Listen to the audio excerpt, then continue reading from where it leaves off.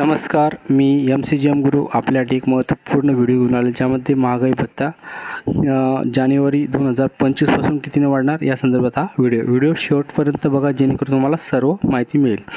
बघा, महागाई भत्ता हा वर्षातून 2 वेळेस वाढत असतो, जो एक जानेवारीला आणि 1 जुलैला.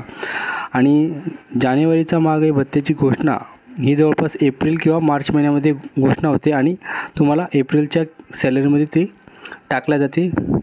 त्यानंतर जुलैचा महागाई भत्ता हा 3 महिन्यानंतर घोषणा होते आणि ऑक्टोबरच्या सॅलरीमध्ये टाकला जाते. अशा प्रकारचं महागाई भत्त्याची माहिती आहे.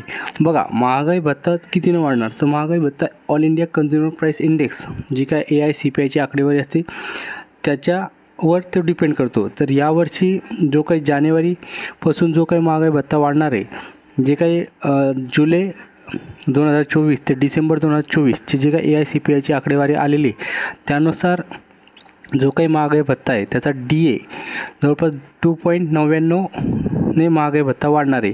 तर जेव्हा केंद्रीय मंत्री याची घोषणा करेल, एकतर महागाई भत्ता 2% वाढवेल किंवा 3% वाढवेल, कारण की 2.99 आलेलं आहे. तर साहजिकच आहे केंद्रीय मंत्री याच्यावर काय निर्णय घेतात आणि महागाई भत्ता 2ने वाढवतात की 3ने वाढवतात, तेव्हा आपल्याला समजेल. सद्यस्थितीत महागाई भत्ता हा 53% आहे, म्हणजे तुमच्या बेसिक सॅलरीच्या 53%.